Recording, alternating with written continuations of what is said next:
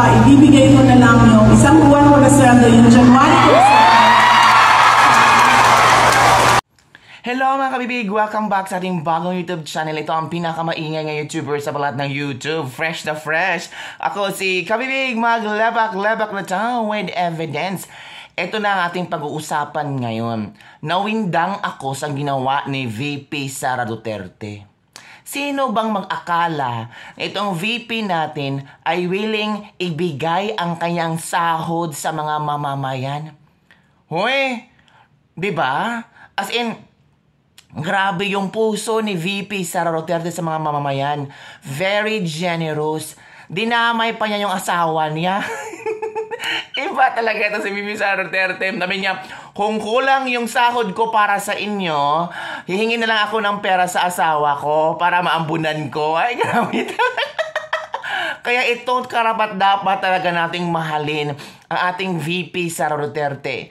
Hindi lang siya nag-iisip para sa mga kabataan, hindi lang siya nag-iisip para sa security ng ating lahat, kundi nag-iisip din siya kung paano tugunan ang mga gutom na sikmura ng ating sambayanang Pilipino.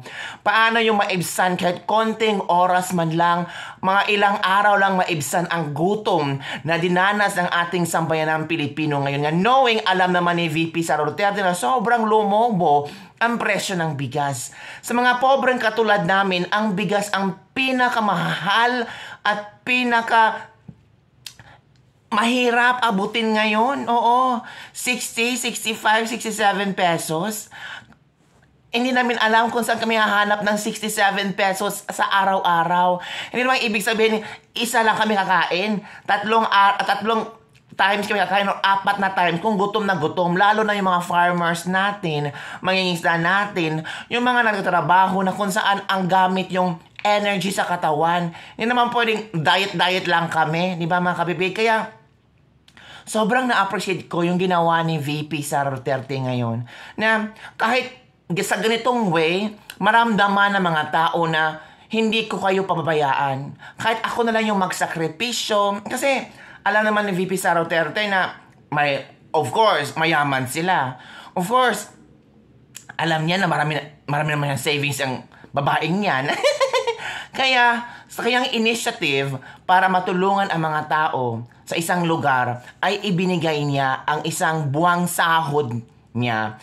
And kung kulang pa, hihingi siya ng additional sa kanyang asawa. Ganun lang ka-simple, ganun lang ka-genuine, ka-generous ang ating VP. Ay nako, talagang mamahalin mo ang ating VP at ipaglalaban mo talaga ang ating busy presidente. Diba mga kabig? So panoorin ninyo ang video kung saan dito talaga makikita natin kung gaano niya kamahal ang sambayanang Pilipino. Mana sa Ama. Watch this video. Dahil sabi ko nga sa inyo kanina, diba? Prinsesa naman ako doon sa bahay. Pera ko ay pera ko. Naisip ko pa, ibibigay ko na lang yung isang buwan ko na sweldo, yung January ko.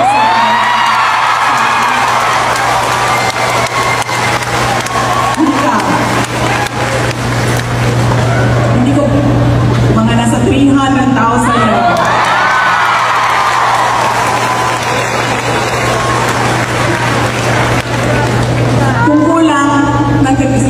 hindi ko kasi alam yung eksakto kasi gross lang yung nakikita ko.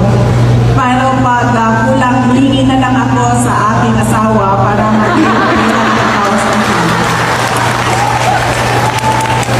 pero totoo, masaya po ako na naimbitahan ako sa pangalawang anniversary ng Mika at masaya ako na membro na ako. Finally!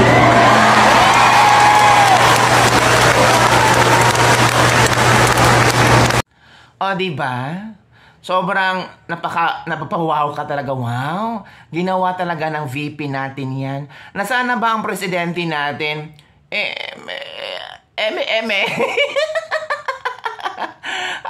Hindi ko alam.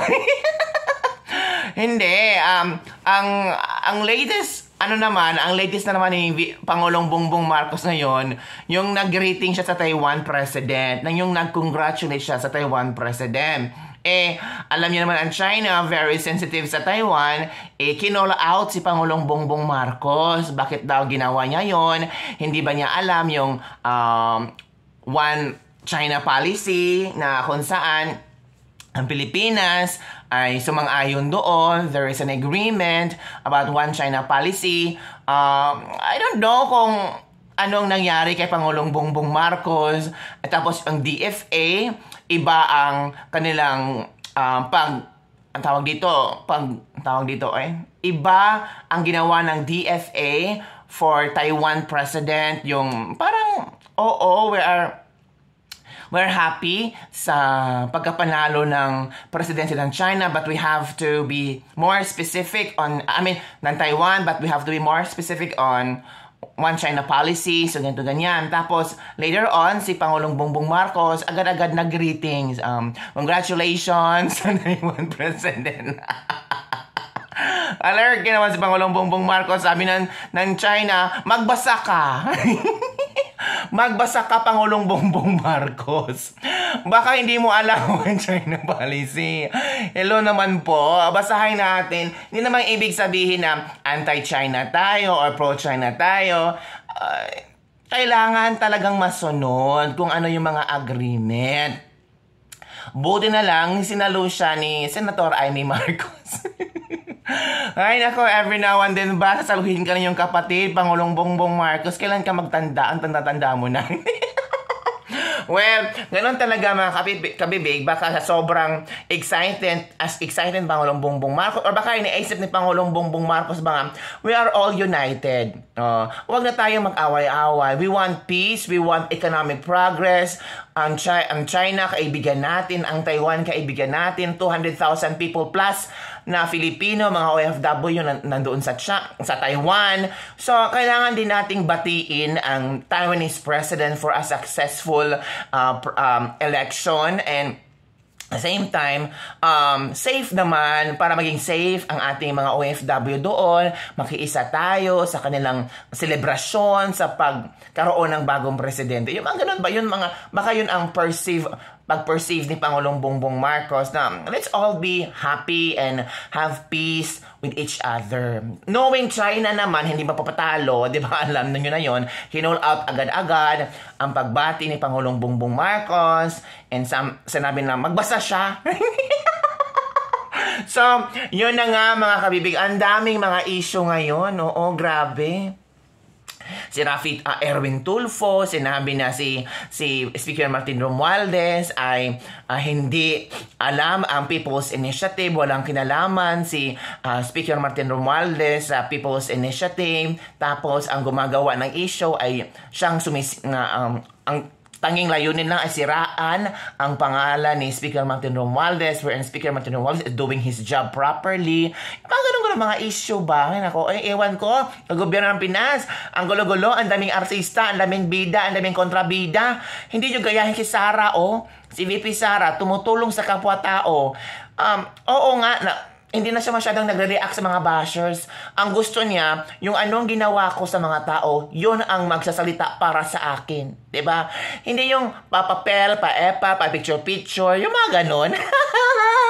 So yun na nga mga kabibigyan ating ladies, lebag-lebag for the day. Buti pa si Sara. Talagang focus sa kanyang trabaho. DepEd Secretary, Vice President, Co-Chairman ng NTF-ELCAC. Dami pala trabaho niya. Grabe. Champion talaga ang VP natin. Yun lang mga kabibig. Don't forget to like, subscribe, and share this video. Bye everyone. See you next time.